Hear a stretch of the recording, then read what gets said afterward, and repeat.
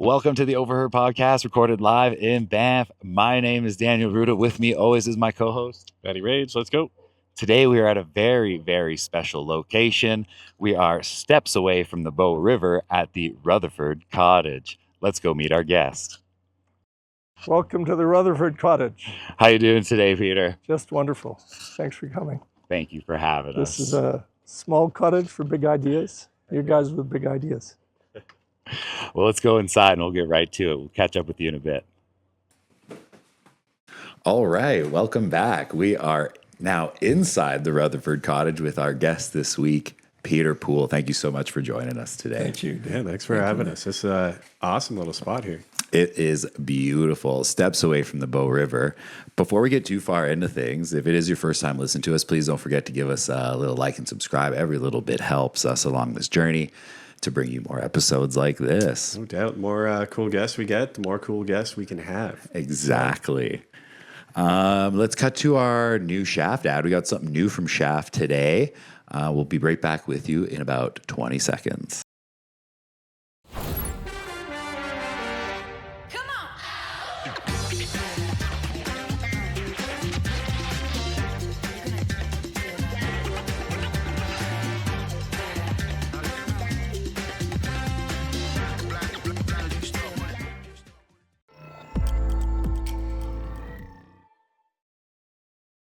All right, we're back, baby. And thanks, Shaft, for keeping us fueled as always. I know this is my first coffee of the day, so I need it.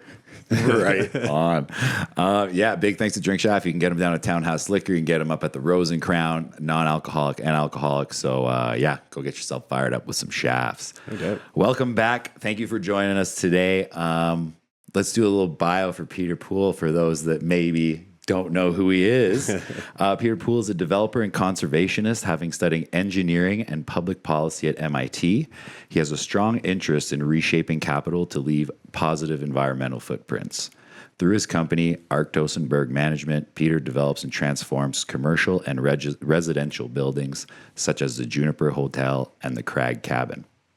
As a conservationist, Peter has incubated environmental organizations to save bear habitat, improve highway and railway safety for humans, moose, grizzlies, wolves, and promote management policy in mountain watersheds. He served as a town councillor in Banff from 2017 to 2021. Peter served on the board of the Eleanor Luxton Historic Foundation for 2 decades and is the founder and president of the Bowstrings Heritage Foundation, which is one of the big reasons we're sitting here today. No doubt. So big thank you. 10 years ago, he was honored with the Blackfoot name Abi Ini Stamek. Is that Abi Ini Stamek? Abi Ini Stamek. Abi Ini Stamek. Yeah. Thank you so much for correcting that. For 25 years, has led Banff's famous community bird walks. We went on one back in April. Highly recommend, if you have the opportunity, definitely go out and join Peter for one, because it's an awesome morning for sure. Thank you so much for joining us. It's my pleasure. Thank you for being here. Welcome to the Rutherford Cottage. Oh man, it's breathtaking. Oh, it's awesome. And it's like a time warp. Well, you're right to think about time. We'll come back to that in a moment. No, Absolutely. I thought we could start a little bit of background on yourself, Peter. Where are you from originally? Good question. So my grandparents settled in the West before the provinces of Alberta and Saskatchewan were created. Oh, cool. And then in 1906, I think it was, my grandfather on my father's side had to come out here to Banff because he had fallen through the ice on his homestead. Okay. Oh, geez. And people who were ill would come to soak in the healing waters of Banff. Ah, So in our family, you would come here for healing. You'd come here for all sorts of reasons. And my father came here and in the 1930s and 40s climbed on skis with old sealskin skins, and he climbed many of the mountains before there were any ski lifts around here. So a pioneer of ski touring. So he in his own small way. He had a lot of other work to do, but he loved getting to the top of a mountain on skins. Amazing. Yeah, That's crazy. So if you've ever ski toured, it is Absolutely, I do. It's such a beautiful experience and an easier way to climb a mountain than in summer across scree and teleslopes. 100%. I love the feeling of being out there. I've just gotten into it the past 3 years myself. Mm-hmm. And when you've explored every ski run that you can, and the same runs over and over, while you can kind of go adventure by yourself. And being alone out there in the middle of winter is a feeling like no other. When did you arrive in Banff? And so that's a bit of a personal question, because my parents 67 years ago were up on the slope of one of those ski hills that you probably skied down past. Okay. And there used to be Temple Lodge there. Okay. And so let's just imagine that some 9 months before I was born. So I'm sort of like a bull trout returning to the natal stream. Yeah, nice. My wife and I came here. She's a singer, a very fine mezzo-soprano. She was in a program at the Banff Centre for the Arts in 1992. Awesome. So we settled as a family here in 92 and then raised our children here subsequent. So since 92, I've been here permanently. Before that, I certainly gambled around here. Didn't realize the real richness of this valley. And so it's worthwhile for a moment stopping and saying, where are we? Now, what is this spot? And we say that for two reasons. One, you've heard a lot in any public function, people declaiming a certain rote or sort of obligatory land acknowledgement piece. Mm-hmm. And that stems from an old culture of saying in a place, I'm here, this is where I'm from. And you speak both to the other people around and to the, if you like, the other relations. The land, the plants, the animals. Mm-hmm. And so by saying, what is this place? It poses us to ask some pretty deep questions. So we know from two different people back in the 1800s, from different cultures, the Stony culture and the Blackfoot culture, they each had a sense that this is a valley where people came and lay down their weapons to meet in peace. Right. Mm-hmm. So what does it mean for two of those cultures to lay down their weapons and meet in peace, where we have here in the valley the remnants of a winter village of Shuswap culture peoples that goes back certainly 2,000 years, used every year, each year, probably until 1830 in the big smallpox epidemic of that time. Yeah. So that says, oh, there were at least Shuswap here too. So then we say, if you wanted to say to each of the peoples who have memory here, who are those peoples? Well, we have, and pardon me for using the mixture of both the native language name and then also the non-native language name, because it gets confusing. Right, sure. But we've heard Tanaha or Kootenai. Mm-hmm. We've heard Shuapmak or Shuswap. We've heard Dene, which is an Athabascan language group, the largest in North America, some would say, and the Athabascan includes the Tsutina, Dene, Tsutina. Mm-hmm. We also have the Creole and Blackfoot, both part of the Algonquian language group, which is sort of where you each are from, an Algonquian language group area. Mm-hmm. And then we have the Yarhe Nakota, or Stony, and they're one of the Lakota Dakota language of the Sioux group, or the Assiniboine language group. So that's 5. Being very conservative, saying there's multiple within them. And if 6, you say, what's that 6th?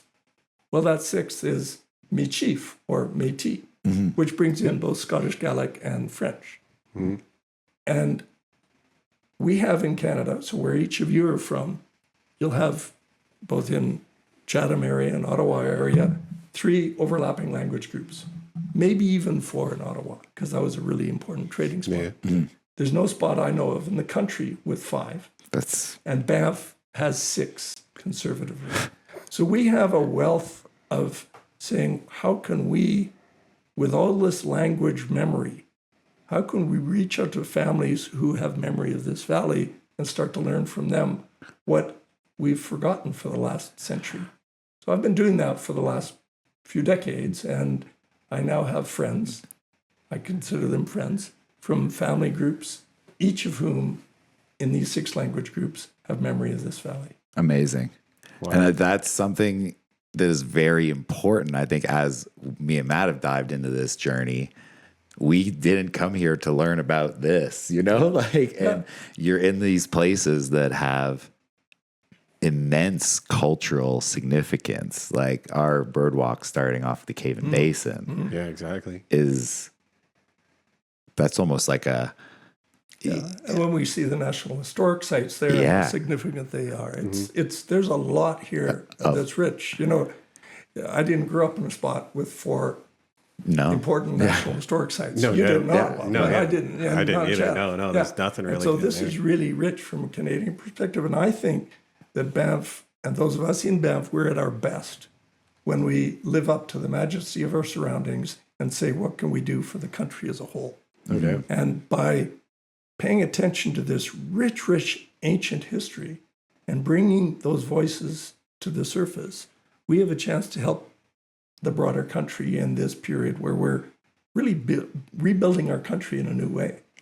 I would think so on the broader scale of Like things. Dan said, when you first come out here, you have no idea really. Like I would bet like 99.9% of the people out here that have just come here or just arrived this year, like in Banff, have no idea that any of this history or heritage even exists, right? So I think the longer you're here, the more you hear like the stories, or even just going on a walk and seeing the heritage homes around town. Read the little plaque. Like there's so much rich history out here. It's just wild. Part of me is beginning to think that that's almost being pushed to the wayside for almost a glitz and glam Banff experience. There's a cadre of marketers who come into a community. Sometimes they come in with designers, and some of those designers don't take their cues or their clues for design from the nature around. Right. So as a builder, I have to think of what it is when we do a design project. What's our intent? And what are we trying to tell as a story from our building? And that's a fun way to start thinking about both an advanced environmentally designed building like the Bison Courtyard, Right. or restoring a 1908 cottage like this of the first premier of the province. Yeah, there was quite a bit of Denise gave us a quick little tour there, and just the detail that went into here, like taking all the moldings off, having them all redone, having the windows redone in a way that like using the original frames and stuff. It's just it's wild. Like she said, I've built many homes, and it's at some point you're just like, well, I would just tear this right down, get rid of that, because it's going to be way more cost effective. But to actually preserve it and keep it original is.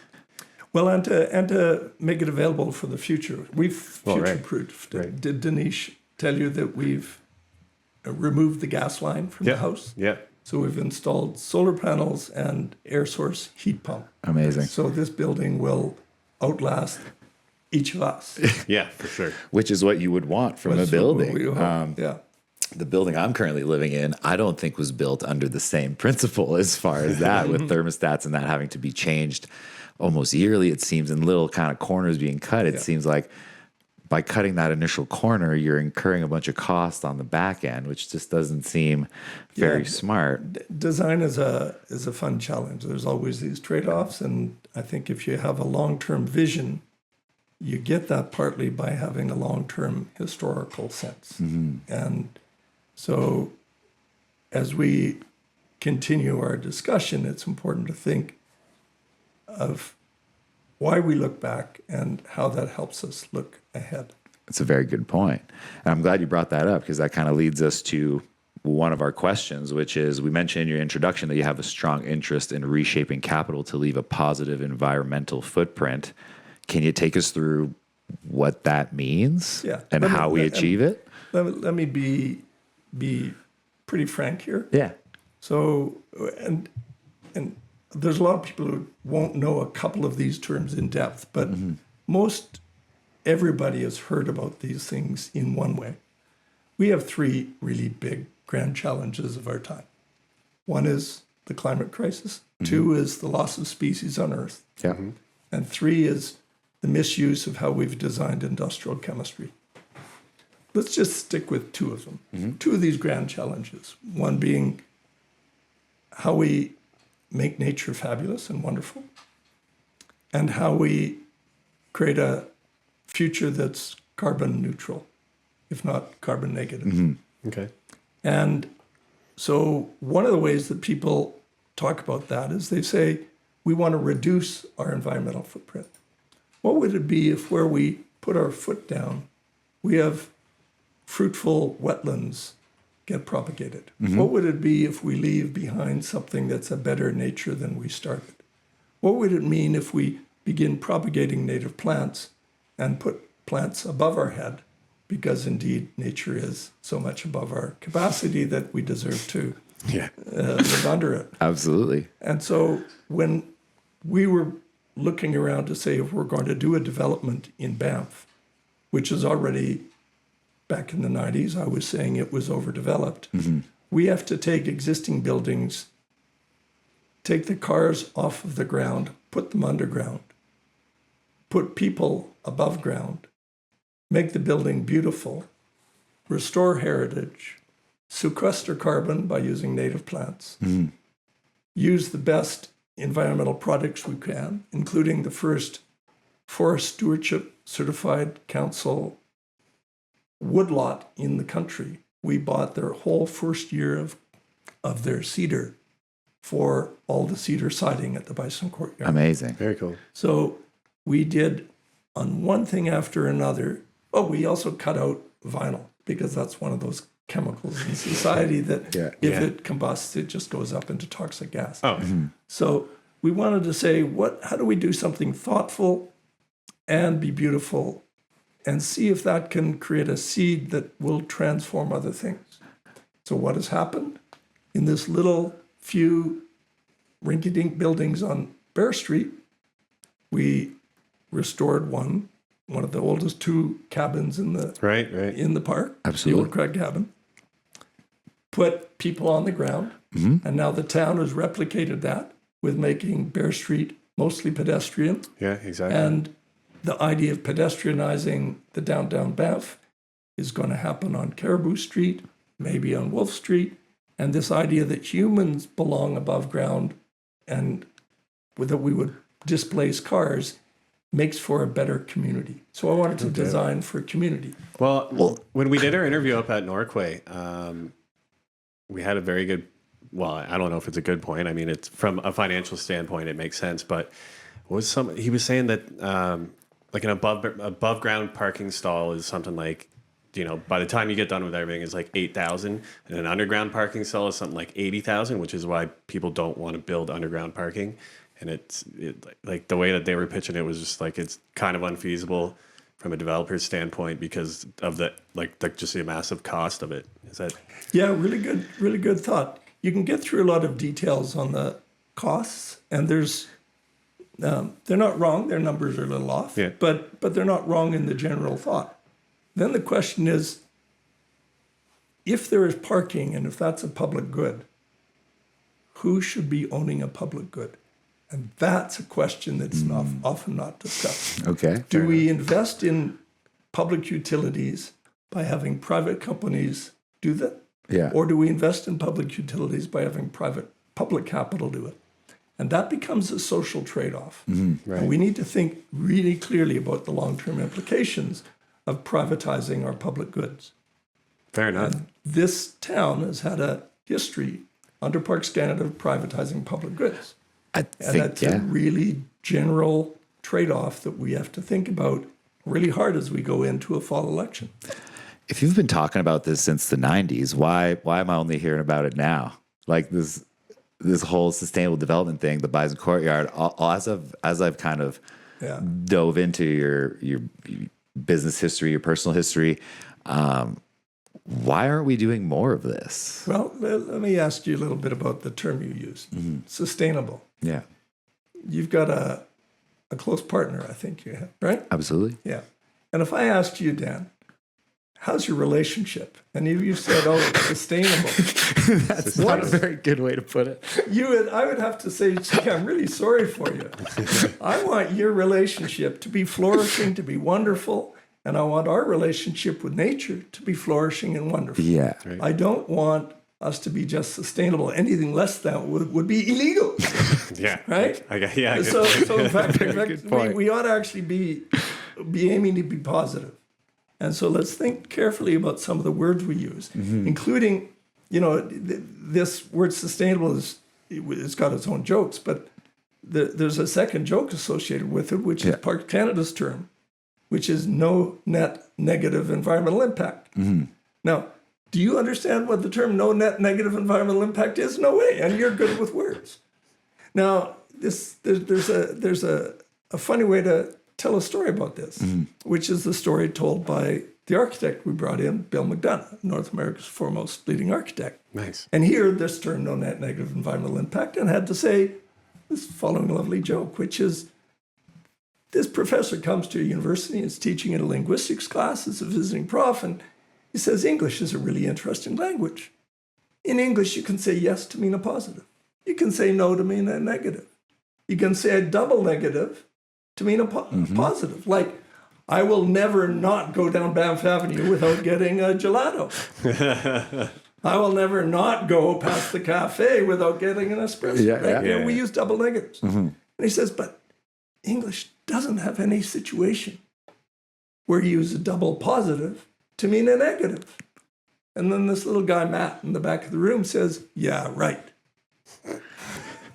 So we actually need to stop using words that are confusing, and we have to make them clear for people. And one of the ways to make them clear is, let's do developments that have positive benefits for nature. Boom. What does that mean? And if you can't argue for a positive benefit, then at least in this national park, you maybe shouldn't be doing it. I would agree with you there. And I think the main rebuttal to that is that it's too expensive. And Well, it's like, that's what I mean. So the main rebuttal is by people who don't have vision and actually haven't done it. So we've done it. Our businesses are award-winning. Yeah. Our hotel has been in the top 5 in this last year. Our restaurant up there is in the top 5 this year. No doubt. Our bakery's the top cafe. Our commercial property has a lineup of people wanting to get in. We're proud of it, and our employees want to work with us because we're trying to do something. We're not good enough. We're still failing, but we're trying to move in the right direction. And we think that others would do it too because the financial benefits are there. Well, I think the financial benefits is the way to get people on board that don't have the vision or the,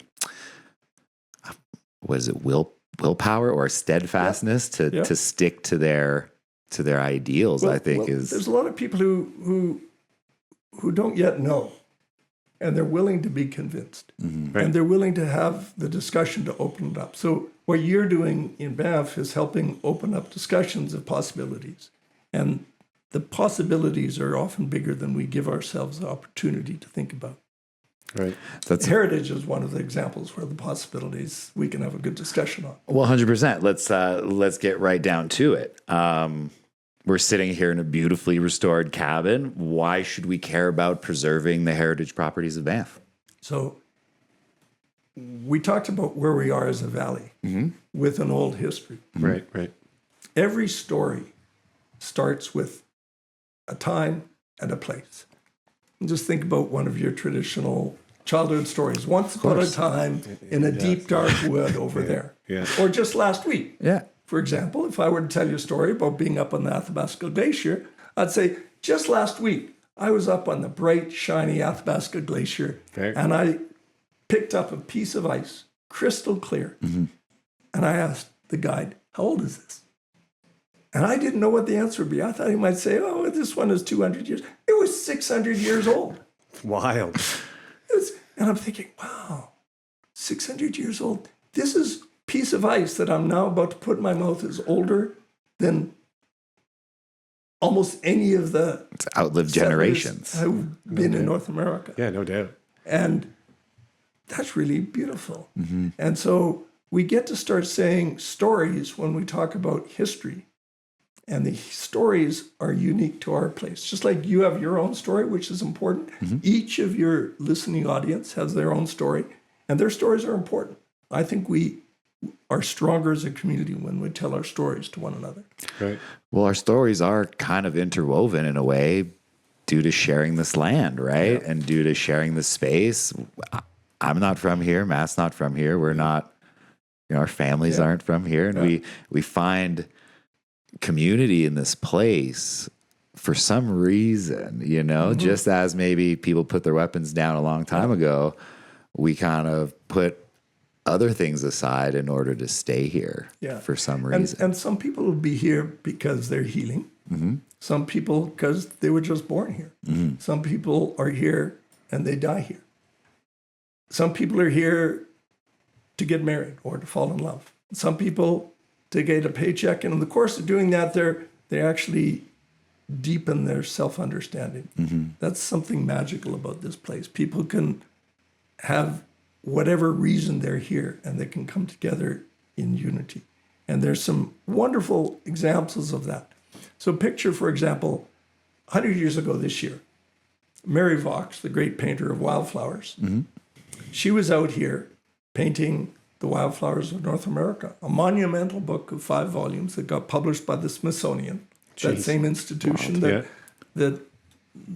the orange guy down south wants to cut off funding for. And her husband was probably walking by here a year after Rutherford built this. So 1909, Charles Walcott walks by here, gets up to Field, goes from Field over to the Yoho Valley, where I was camping a couple of weeks ago, and he finds the Burgess shale fossil.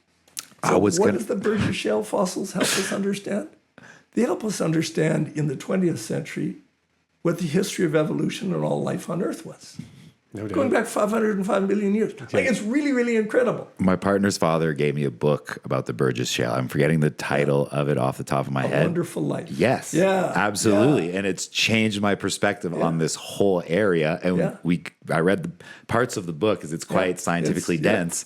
After doing that, I think it's called the Emerald Triangle hike, where you go up. Oh, okay. You go up one pass and then you walk. I think it's the Wapta High Line, which is, borders the Burgess Shale. You can't go on it, of course.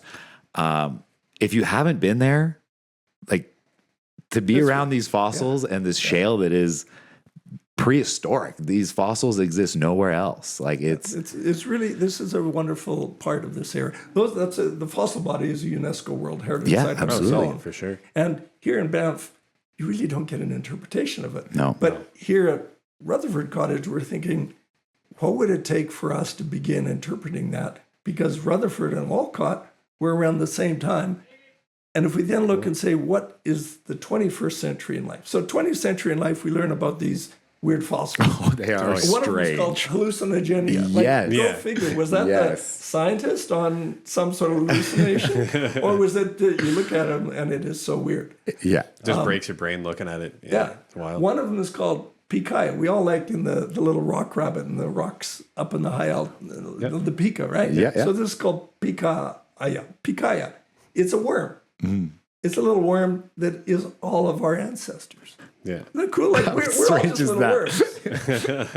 And so there's a lot to laugh about, to enjoy, but also to say our little time on Earth is short compared to that.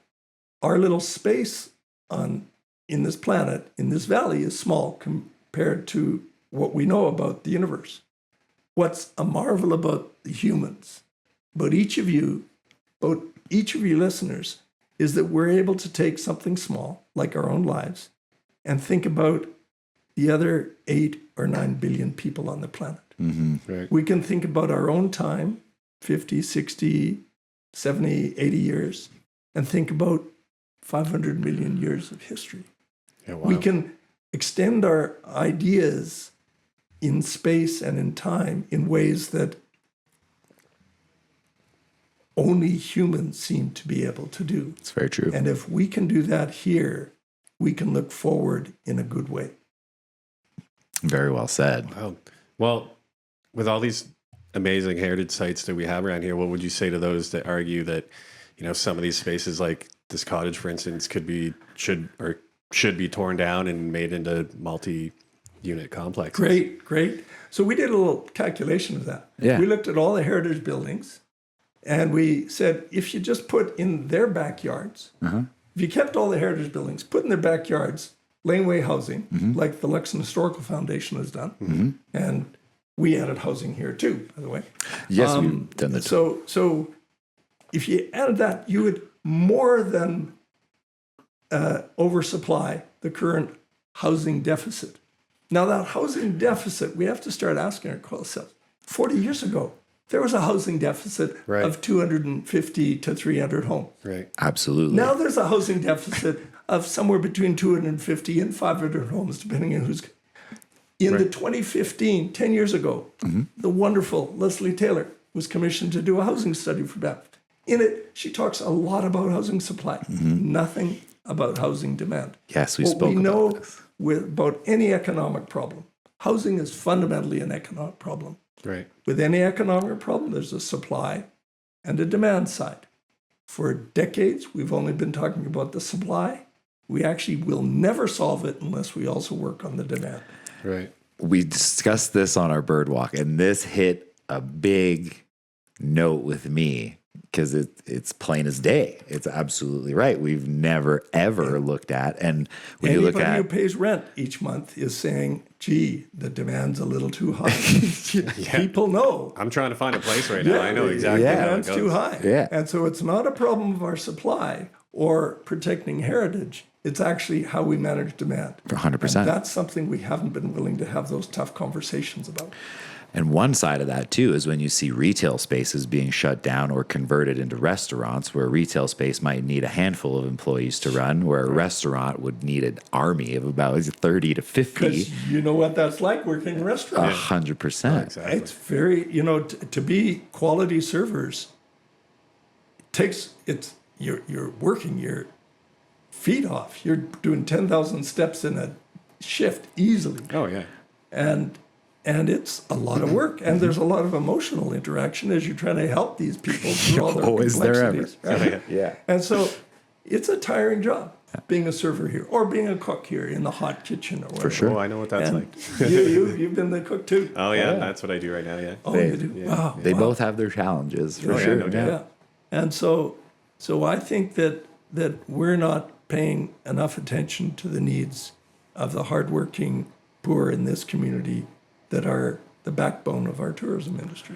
I would agree with you there. I think a lot of major companies tend to not really care about the frontline employee or the frontline worker and just care about the end numbers at the end of the day. And I which think that has a lot. is unfortunate. That has a lot to do with like the amount of people that are showing up here every year, right? Like we've got more and more like foreign workers, either from the UK, Australia, wherever in Europe, you know what I mean? So it's just like I wouldn't even know where to begin as to how to solve like the demand side of it. It's just It would have to be in I guess, limiting tourism. It would be like, how would we limit the demand of housing in Banff? Well, I think what we have to do is start saying, let's put housing demand out there as a strategy, manage housing demand. There's a top strategy. right. And then you say to the thoughtful public policy people, what are half a dozen different ways to manage this? Now, Parks Canada already has one really, really good way that they're doing it, and that's the need to reside clause. Right. Of course. That's a housing Yes. demand management piece. That's a Parks Canada, not a Town of Banff one. Yeah. Yeah. But the Town of Banff is falling short and not thinking through housing demand. And so rather than talk too much about all the tactics, there are many public policy ways, but we really have to set it up as a strategy and just say, this is something we can do. And we can ask that of any of the electoral candidates, especially the incumbents. Because the Absolutely. incumbents, quite frankly, for the last 4 years, have been ragging the puck on this. I mean, it's a good way to put it, for sure. It's we all know hockey. Not trying to score, just ragging the puck. So, since we're kind of on the topic, one place that that is planned to bring in more restaurants and even more housing is the train station ARP, or the Railway Lands Redevelopment Plan. I kind of wanted to pick your brain. What are your thoughts on that project? The Railway Lands is a really great patch of Banff National Park. It's sensitive, ecologically sensitive area as well. It's, right alongside the railway land is what's called the Fenlands to the industrial compound wildlife movement route. And that's a pinch point between the highway and the railway Yep. that is as tight a pinch point of any of the wildlife movement routes around Banff. Right. If it were in Canmore, it would be legally protected. It's in Banff, and Banff thinks, in an odd way, that we can cut down the trees in a wildlife corridor and call that what Parks Canada requires as maintaining or improving the wildlife corridor. So let me just say that there's two problems with the whole ARP.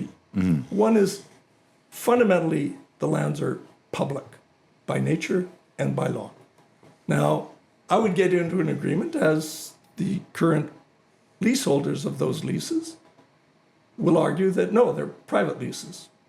And I will say no, because the fundamental legal nature of some of these 16 land tenure leases have reversionary clauses that revert the ownership back to the Crown. Okay. They're fundamentally public lands. Yeah. Right. If you've got public lands and you're building public infrastructure, do you want to give private capital the right to build that, or should that be retained by the public sector? As a developer, there are certain things for which we need private capital. I think building an office space for lawyers, building a restaurant space is better done by private developers, as I have. We've figured out how to do that. We can get better architects. We can have different designs. There's more variety that happens when you have the private sector. Yeah. Right. But I don't think the private sector should be involved in creating location monopolies that are difficult to regulate. I think that fundamentally, those are public goods. And what the downtown business community and the downtown rest of the citizens wouldn't want is one business holding the keys to the future of the downtown business community. Right. And that's just bad planning. From a simple economic logic, it's bad planning. So I've been opposed to it. I like very much and have very good business relationship with Lyricon Capital that owns the Norquay ski area. Yeah. They actually have to work with us in order to run their ski area. We're with our leasehold at the Juniper Hotel. Yeah. So we work very well with them. But I will fundamentally disagree with them on this aspect of the area redevelopment plan. But let me say another problem. And this gets for what your audience is going to be interested in thinking about the upcoming fall election. Right.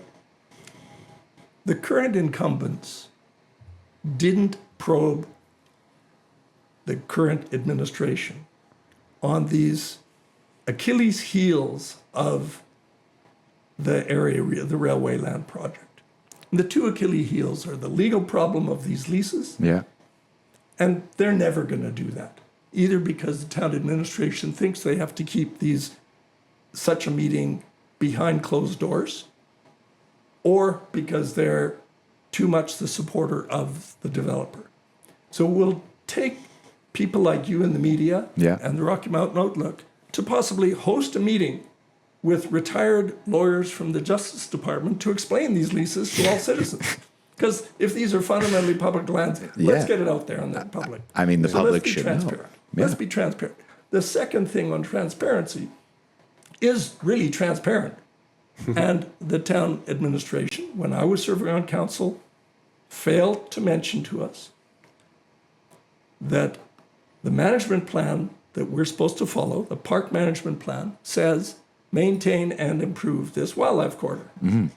The town planners never wanted to say that cutting down trees would violate that requirement. That would directly violate It that. would directly violate it. They know Paving, it, and they have not wanted to say it. Okay. So I just think that that's deceptive, quite frankly. I would agree with you. I want elected officials to govern our administration, recognizing that our administration is full of really talented, smart people who fundamentally want to do something good for our community. I fully believe that. Yeah. But they just need to be led a little bit by governors, by people who are elected by the citizens to work on behalf of all of the citizens, not one or another special interest or special Well, that's business. it. And that takes tough work by a councillor to check their own biases at the door and go in there and fight. Right. I would agree with you there. I think, I don't know, it's there's been some concepts that have been floated by me in the past. I forget, it's a theory that, like, say the town of Banff has 12 planners, let's say, and the town is not meant to expand. Like, what are these people doing to earn their living? You know what I mean? Right? Oh, So it's true. are we There's just planning stuff to plant, or just, Yeah, right? yeah, Like, and so then the price of, say, a permit for somebody wanting to build a picket fence Yeah. moves from a $50 permitting fine to $500 for a permit, just so that we So can you keep can build employment going. Of $500 course, fence, that's a yeah. problem. That's actually the problem. The council plus the chief administrator officer, the CAO or town manager, Kelly Gibson, who's very competent, they have to be working on those things. And they have to be saying, do we need 3 full-time equivalent employees here? If we were a small business, would we be still doing that? Yeah, exactly. And those are tough questions, because it might mean some of your colleagues don't have work in the future. true. And no one wants to do that neither. Nobody No one wants to do be in that seat. That's a So tough situation. it's kind of a human position to be in that sense. But I can understand it, but it's we're not here to just keep warm seats. And the taxpayers in this town, a lot of your listeners will be rent payers, and the renters are thinking, oh well, I'm not really seeing my tax bill. Your tax bill that your landlord gets passed on into your rent. The landlord's not paying that tax. no. No, heck no. And that tax, how much has that increased? It's gone up at least double in the last 10 years. Yeah. Oh, fair enough. My Double last digits, apartment that I just moved out of, when I moved in there, it was like $780 a month. When I moved out, it was up to $2,100 Yeah. in 10 years. Yeah. Yeah. And the tax portion of that would be one fraction, Right. but that tax portion has gone up double, as the utility rates also have. And we haven't looked over long period of time to say, how have these taxes increased and how has that gone up commensurate with the demand for staffing in town? For sure. And that's a tough thing for people who want to get elected, saying, I'm going to promise everything to all the citizens. I'm going to provide this for you and this for you. Everybody wants a Christmas tree with more ornaments on it, right? Of course. And at some point we have to say, maybe we can't decorate this Christmas tree with as many ornaments. Maybe we can't offer as many, goodies to the taxpayers as we have been doing. That's tough. That's what, some of those questions were what caused me to be on the losing end of so many votes on council. Like it was 5-2, 5-2, 5-2. And I was one of 2 guys because I was like conservative on the finance. Yeah. Well, let's talk a bit about your time on council. How has that shaped the way you view, say, the town of Banff today? I think formally we've got a good administration, and we've got generally councillors who want to do the right thing. Everyone wants the same thing. They're generally aligned in good ways. So that I think is good. What I think we have to do, though, is put a really strong philosophy around a couple of things in place. One, that if you're elected on council, you're there to govern, not to be the cheerleaders of administration, but to govern. And that's a different thing. It means you have to take the information you get from administration and you have to think, is there any more information you have to give me that might counter your argument? And you have to pose slow questions. You have to say, at an audit meeting with the auditors, is there any reason that we should be questioning our administration that you've found in the audit books? And that's not a question out of distrust. That's a question of fiscal responsibility. Or due diligence to the people, actually right? have a responsibility to do that. And I was shocked to have people think that I was being disloyal by asking tough questions. To be quite the opposite, So I think. what people have to do is get a little training in governance. Not just in, the administration likes giving new councillors training in how to do parliamentary debate. And that's nice, but that's not governing administration. No, not at all. And it's like, if you're going to be a referee on a hockey game, you got to know the rules and you got to know what sort of cheap shots people are going to be doing. 100%. You've got to be a referee, not a cheerleader. And we need council members who are elected to be referees, not cheerleaders. Great analogy. Anything you wish you would have done different with your time on council? Yeah, I wish that I'd been able to convince other councillors not to subsidize some businesses at the expense of others. Now, subsidy seems like an easily understood word. It clearly wasn't understood by all the councillors. Fair. And so we gave $1 million to 3 businesses that are outside the town, not paying taxes. They are paying utilities, but not paying taxes. And we give $1 million subsidy for them to build a sewer line from the Upper Hot Springs down to the town's own sewer system. Sounds like it's something they should have paid for. Well, quite frankly, that's what we had to do at the Juniper, and we're outside the town. And if what's good for one should be good for the other, and it would be unfair to give that benefit to us, just like it was unfair to give that benefit to them. 100%. And there's other examples like that where some councillors give preferential treatment to certain businesses at the expense of others. That costs all of the citizens. And why do you think that happens? I don't know if it's just old, small town buddy. Oh, I'd like to help you out. It could be that. It could be, oh, gee, if I help you out, then when you get your development, I'll get a little footprint in it, so I'll be able to expand my shop or my restaurant or whatever. I don't know what it is, but it happens, and then the biases are not always clear.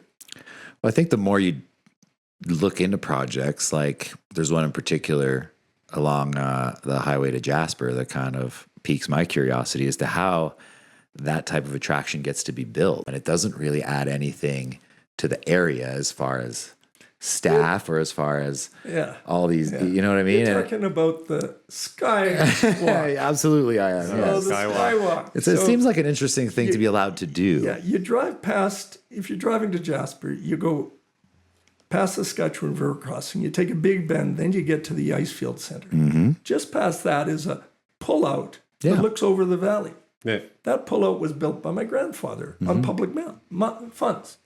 And that was to be for the public. Interesting. Parks Canada privatized something that my grandfather made just enough money to pay his employees on. Wild. And now it got turned over by taxpayers' dollars over to a private entity. I just think that's poor regulation. Parks Canada doesn't understand what location monopolies are. They don't know how to regulate location monopolies properly. And that's a real problem with Parks Canada. But here in this town, we have a likelihood of falling in that same trap. If we proceed with the area redevelopment plan on the railway, we will be creating a location monopoly that the town will never be able to regulate, and the cost will fall on our taxpayers for the future for a long, long time. Wild. And I just think that you can game it out, you can see it as a problem, and 100%. you should be attentive to it.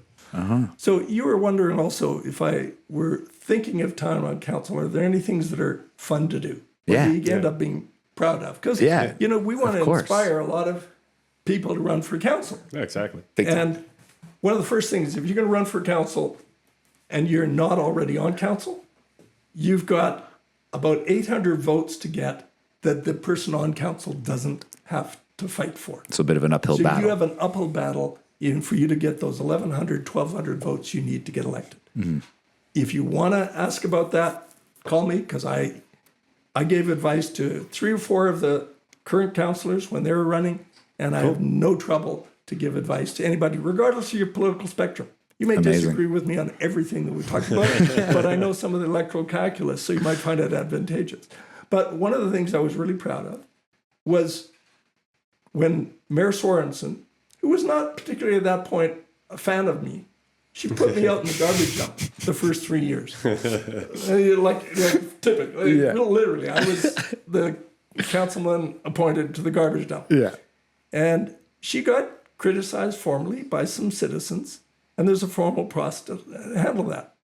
Councillors wanted to not respond to it, to just bury the complaint. And I said, no, let's follow due process. Of course. If we give her the due process, she will probably, from what you're saying, be cleared, and there'll never be a bad sniff or stain on her reputation. And so let's give her due process. We went through the due process. It was tough for everybody. The result was good. So due process is an old tradition in English common law. We should follow it. Secondly, we save birds in the Westlands from the fireworks that were exploding every July 1st. Oh, right. right next to nesting birds in Canada's first national park. That was not only just wrong to do or stupid in a national park, it had potential to be a really big legal liability for the town. No way. And the town administration didn't want to tell me where in the budget line item was. It was buried under a few other things. Finally, we uncovered it and we stopped it. Amazing. So that took like, it was like hunting. Yeah. You have to go and say, it's here somewhere, I'm going to hunt for it. A needle in a haystack, We were talking about hunting through pages and pages of documentation. Thankfully, the administration knew where it was. Mm-hmm. So once I hunted and said, tell me where it is, which one of these line items, they could not keep it back. Yeah. They had to be transparent, and they're good in that way. Mm-hmm. But they didn't want. They wanted to keep on with it. They wanted to see if you'd actually do it. Well, maybe. Then third, we recognized this 1895 treaty between the Kootenays, the Shuswap, and the Stonies. That's a really cool treaty. Mm-hmm. That's a treaty not between the Crown and the First Nation. It's it's an old governance tradition that governs this valley. In 1895, these three First Nations came up with their own agreement on how to jointly manage the resources in this area. And that predates everything. It doesn't predate the park, No? but it predates the province. Yeah. And it's close enough to the founding of the park that you could say it's sort of on equal footing. Absolutely. And it's fascinating that we haven't really looked into it, but we recognize it on council as an official document to pay attention to. Wow. So we're really proud that the council members went along with that. And fourth, I think I was proud of emphasizing that there's a role for governors to govern the administration. Mm-hmm. And I think administration welcomed that. Town manager certainly welcomed it. And I think it got through to one or two councillors. But it's a work in progress. I think so. What should like the average citizen be most aware of leading into the next municipal election? We're about to dive in deep. We got current members of council, council hopefuls coming on the show. But what should our listeners be? What are the questions our listeners should be asking themselves and their friends while we're making up our minds on who to vote for? We'll hear a lot of people talking about individual issues, and those issues are important. Pay attention to them. But I think you want to listen to your own honest heart. Every one of your listeners has way more intelligence, probably, than they give themselves credit for. For sure. And a bigger heart than they sometimes give themselves credit for. They can understand if a councillor is out there for his or her own interest, or if they're out there for the citizens as a whole. Mm-hmm. I think you want people who will check their self-interest at the door and go out and serve impartially, and look for that, and look for somebody who has enough interest. If they don't have the current knowledge, that's fine, but has enough interest in learning how they can govern the administration. And then they'll be well set. Amazing. Because, we discussed that again on our bird walk, was the relationship with the administration and the council being, that's where it needs to be addressed. Well, bird walks are great for that. They're great. For some people, they go on a golf course and discuss that, but I think you can do just as well, if not better, out on a bird walk. So next spring, if any of you listening end up being elected and you want to go on a bird walk, please come along. It should be a requirement, I think, for. No. You're too kind. You're too kind. If you had it your way, say to remove or add any type of policy in the town of Banff, what would it be and why? Well, there's one real simple committee that's required under our marriage agreement with Parks Canada. Mm-hmm. That's called an Intergovernmental Liaison Committee. It's a funny term. It roughly means the committee that bridges the town and parks. Mm-hmm. Okay. I think that committee needs to be opened up and formalized. That means it needs minutes, it can still have in-camera, and it needs citizen representatives. So it does exist, but... It exists only as a private little secret committee meetings of dialogues between the superintendent and the mayor and maybe the town manager, and they wanted to keep it secret that way. The first thing I did in the first year of council was trying to see if that could be opened up. And every year I would ask for it to be opened up. And it never did. And I think and quite frankly, if you ask one of the senior retired lawyers in this town, they will say that also should happen. And it should happen for a lot of big governance reasons. For sure. But nobody pays attention to it. So that would be one. And why is it important? A whole bunch of us are concerned about Parks Canada town communications. For sure. Best example being if we have a big wildfire, we need really good communications. Yes. No doubt. We really need good communications. One of the ways to encourage that is to see that there's citizen representation in the communication at the high level between Parks and our mayor. Why do you think they wanted to kind of keep that to themselves? It's been very convenient for them not to have to take notes and not to be able to talk privately on things that they need to talk privately on. Yeah, fair. By all means, they should keep having private conversations on some things. But that doesn't mean they can't have an opportunity for public procedures with input from the public. Because that's a huge issue. I think since we're meeting people and diving into more of these town issues is that disconnect between Parks Canada, the town of Banff. There seems to be a lot of, this is their jurisdiction, this is their job, we can't do this because of them, they can't do this because of us. Well, look at the pedestrian zone. Basically, from what I got from the news, which was aired pretty much everywhere, was we're going to do what we want. Bingo, bango, end of it. It doesn't matter what Park says. And I think with keeping it open an extra couple of days, you're entirely right. The town last year tried to defy Parks Canada on the railroad lands twice, on the downtown pedestrian zone twice, on something else. They were in a mode of such defiance that we risked losing our independence as a municipality. And that would just be shockingly bad. Of course. It would be a total total bad behavior on our mayor and council to make such defiant actions that the federal government would have to come in and steal our authority away from us that we worked so hard for 20 years to get. For sure. Up until 1989. Yeah. And sure, Parks Canada might be angry at us for some of our planning decisions, but Parks Canada has, within 24 hours, it has the hammer to stop any one of our things. Right. Well, it's and we act as if they don't have the hammer. Right. Well, it's like Kaylee Ram said. She's like, they could just straight up be like, no more town council, none of it, get rid of it. Yeah. Parks, we're taking over. We're going to run the whole thing. So it's just odd that they would even. But it seems like a pretty bold strategy because I've spoken to people in council as well as people at Parks Canada, and they paint it out as this relationship that is great and they're always in talks with each other. But from a citizen standpoint, it doesn't really seem that way. And so having a citizen representative on this liaison committee would allow for a certain set of conversation to emerge. You know, we have bears crossing the town parks boundary, right? Right. We have horses that are a big horse operation that goes out into the parks land and back. Make money on both sides of the fence. Yeah.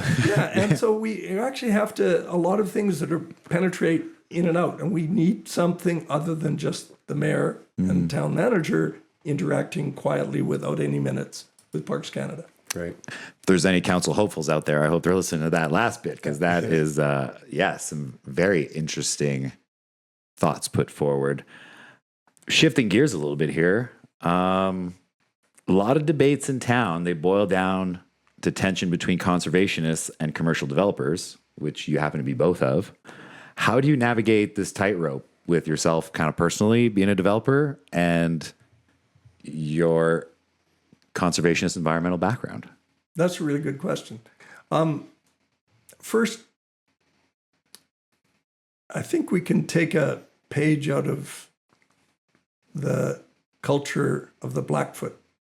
It was the Blackfoot that gave me my honor name, Abiyanistamik, which means white buffalo bull. It's a really strong name, and it's a name of a warrior. And we have to say, what does it mean to fight for things? And what does it mean to want to fight for nature and use capital to help fight for nature? So running a business just means we're deploying the bank's capital, creating an organization, having staff who will work with us, hopefully, and try and provide something of value to the customers where they're really liking what we're doing. We seem to have figured out how to do that as a business. One of the things our customers want, and the customers to National Park want, is for all of us in Banff Park to figure out with the province how we can expand protected areas in this province. Right. So let's create a nature positive solution using our capital and using our voice of our businesses to work with the province and create more places where more people can go, enjoy, respect nature. And let's do that in places where the province thinks they have to help a billionaire from Australia with a coal mine. No, let's actually create a park and protected area there, maybe with a little spot where fishing people can go and fish or something else. We have a great opportunity to use our voice in a protected area to create something nature positive in this province. Let's do it. How do you feel town council should navigate that same tension? I think we need it as a strategy. How town council can amplify what Parks Canada is doing, make sure by all means that we have really good wildlife connectivity between Banff and K Country, across Canmore, across the MD of Bighorn, and quite frankly, back to the railway lands, across the railway lands. Of course. So at a small scale and a big scale, let's create wildlife connectivity. Let's make sure that and the town can do a lot in that regard. We can have a big summit. We can host a summit of how to do this with other municipalities across the province. Right. Places like Nordegg would love to join in. We could be the leaders in the province, and municipalities would be saying, where around our place can we create a really good protected area? And we have a chance to really expand that and benefit each of the municipalities in this province.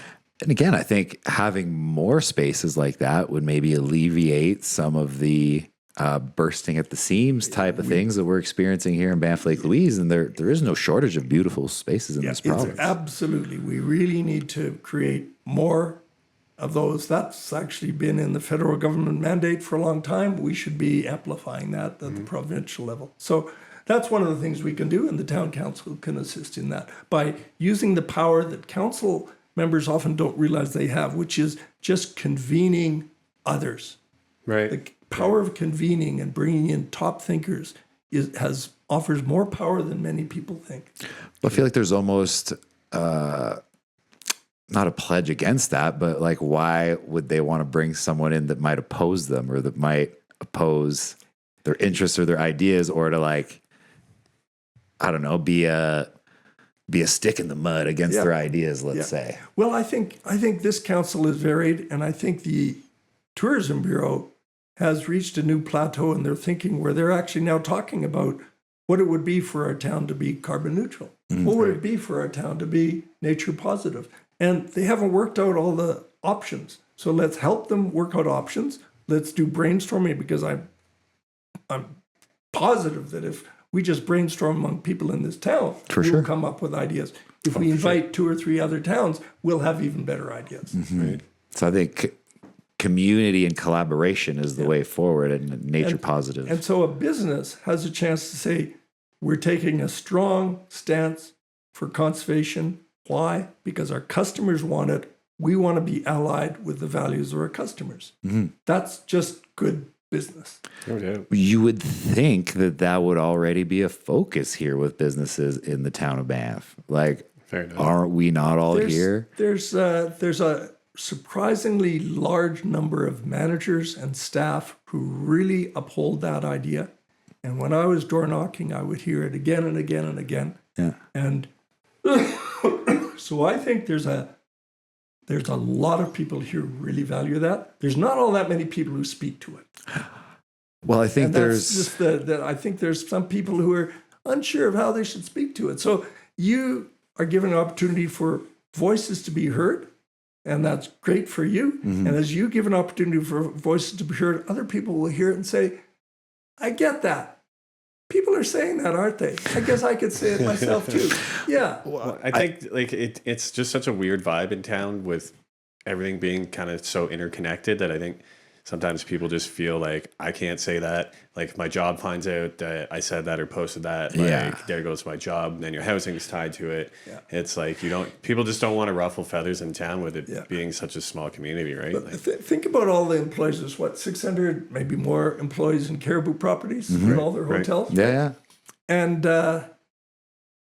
in the last 10 years, we've had the extirpation. We've had the extermination, if you like, but the extirpation is called the extinction of caribou in Banff National Park. Yeah. We have to rebuild it over the next 10 years. Mm-hmm. Right.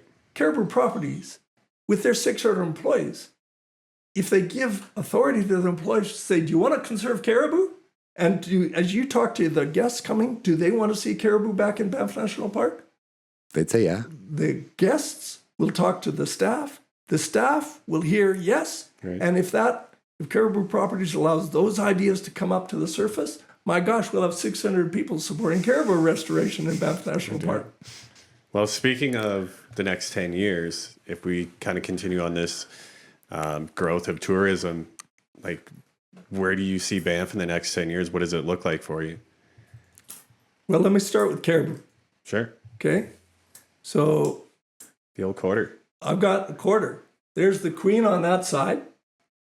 And flip over the queen and tell me what you see. That's not a bribe. You've got to give it back. Caribou. There's a caribou. Yeah. So in 10 years, these are not the only caribou we're going to see in Banff National Park. Okay? I love it. So that's number one. Secondly, I think we need to have bison back from the North Saskatchewan all the way to the Bow River in every watershed going all the way out to the Forestry Trunk Road. Right. We haven't even mentioned Peter's efforts to bring the bison back into the national park. We're going to, because that's very much part of each of the 6 languages that have memory of this valley, each of them have the word for bison. Right. They were all bison people. Yeah. People say, well, there's Shuswap, they're salmon people. No, Shuswap had a winter village here.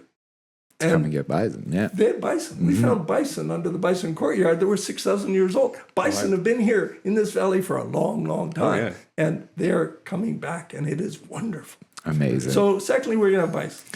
Third, we're going to have all the buildings in this town are going to be carbon neutral, or they're going to have plans to be carbon neutral. Now, that's going to happen.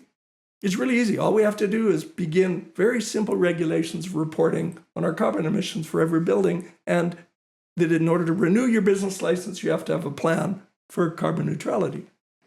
Great idea. Simple. Yeah. Simple. Yeah. It'll It's a happen good way like to implement. And in order to be carbon neutral, our community is going to own, probably indirectly, but we're going to own a solar wind farm in southern Alberta. Cool. To power the community? Yeah. And then we could be a wind-fired community. Like your restaurant can be a great wind-fired restaurant.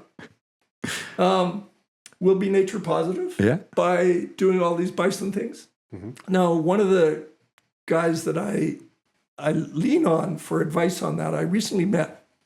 He's an old spiritual guy from the Sweetgrass First Nation, just along the Battle River, upstream of Battlefords. And I visited him last month. His name's Wes Finday. Wes Finday says, all humans, we want a balance between humans and nature. Mm-hmm. And for there to be a balance, there has to be a give and a take. Right. And for many decades, we've been taking. So now's the time to give back. So being nature positive is just fulfilling our role as humans. Tipping the scale back the other way. Or saying, hey, we've got a chance to create protected areas around all sorts of communities in the Eastern Foothills. Let's do it. Absolutely. Because that'll create better opportunities for humans and nature to have interaction. So we can be nature positive. Fourth, we're going to have a plan for what this community rebuilds as after a fire. Right. And that's going to be a plan where we'll build back better. Like none of this build back the same, like for like, the way insurance companies require. Yeah. This is going to be build back better. Yeah. Fifth, we're going to manage on housing. We're going to manage housing demand. Managing housing demand. Indigenous voices. You know, we've talked about bringing the Indigenous voices back. How about we bring in Indigenous capital and Indigenous employment into the birthplace of Canada's national park system? Fair. I think it's possible. I think so too. So I think then the town also can work with Parks Canada to bring back the backpackers ethic of the 1960s and 1970s. That ethic is very simple. Leave your campground cleaner than you found it. Right. It got told in other ways called leave no trace, which is a negative, right? But the positive is leave it cleaner. If we do that throughout all of the trails, the trailheads in the town, near the town, throughout Parks Canada, we're going to see a real improvement in the problem of litter that we're seeing. Oh, it's unreal. It's just unreal. Like some of the stuff out at the Cascade Ponds, just people just leaving it decimated out there. It's like, were you raised in a barn, sir? Yeah. But like, you're in a national park. Like, it's just insane that people even crosses someone's mind. Just leave 5 bags of garbage just sitting out there wide open. And that's where the town and parks can really work together effectively. Right. And that's where we have a chance to say, yeah, we're all aligned. So let's do it. So then another we're going to do is that maybe the last, because I've already said 8 of them or 9 of them. We're going to have counselors trained in governance. Yes. Right. That'll be my last one. Counselors trained in governance. I think there would be no negative to it, right? Like, why not? Like a lot of these solutions is like, why aren't these things already happening? Well, you know, they will. They will. We can, and what we know about our climate crisis, we've got all these solutions, and we've got great willingness to do it. Let's put our heads together and start driving. Get it done. Yeah. Well, I think earlier when we were discussing kind of the 3 problems that we were facing, the third one being industrial chemistry, I kind of wanted to touch on that a little bit since you've talked about it, because it kind of ties into everything that we're discussing, right? Like people gravitate to nature for a reason, right? Like it's in our DNA maybe to connect with nature. There's definitely benefits. It's measured in science. It's measured. We sure do. All over the board that our connection with nature is vital to having a successful life, right? Yeah. So my question to you would be is like industrial chemistry. How do we go about making our environments more natural? So one of the ways is a very simple way to think about it is this philosophy of industrial design called cradle to cradle. And the cradle to cradle philosophy was developed and coined the term, very poetic term, cradle to cradle rather than cradle to grave. Well, we thought about a lot of consumer products. We would buy them and use them, and then they'd go to their grave in a waste dump. Yep. Right. And more we're realizing, we can recycle some things. And so if some of those things, like aluminum, can be returned to the industrial cycle, that becomes an industrial nutrient that would mean if we're doing a good job in the cycle of industrial nutrients and we use them in a smart way, we can have an ongoing cycle of industrial nutrients, just like our cycle of organic nutrients. Yep. So we do a good job in this town of recycling our composting materials so that they can be commercially composted, and that can degrade even the polymers that are compostable that we put in, like our little compost bags. Yeah. So we're well on the way to having one cycle of our industrial system being organic nutrients, another cycle being technical nutrients that can be recycled, like aluminum. But there are some things that don't get recycled, and those we actually have to exclude. There are things that turn our hormones into weird things and lead not just to cancers, but bad endocrine disruption. And we should be stopping those from our food cycle.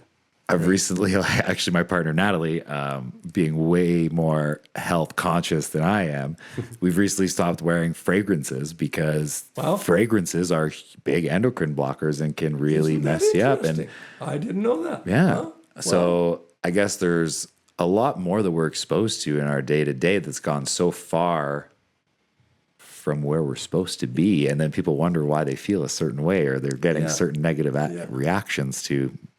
And, the nice thing is there's a lot of companies that are moving to cradle philosophies in their industrial procurement. And so we're getting more cradle to cradle certified products. It's hard for people in the building trade sometimes to source one or the other, but it's possible.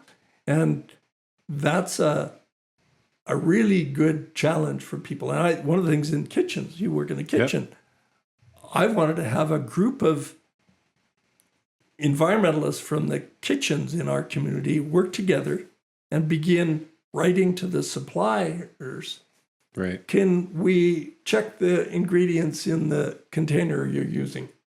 And start beginning to think about that. There's a whole variety of materials that we use that end up breaking down in our food. Absolutely. Or water. Some of those, if it's, say, the wax that's put on the outside of an apple and we eat, is apparently something that just goes through us.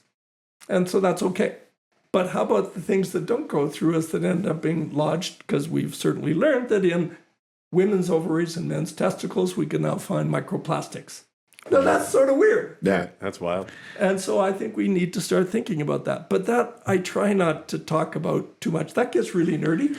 But if you want another chance where we go into those fun, nerdy things, let's leave that for another time. Fair. Okay? And let's just be nature positive and carbon neutral here in this community.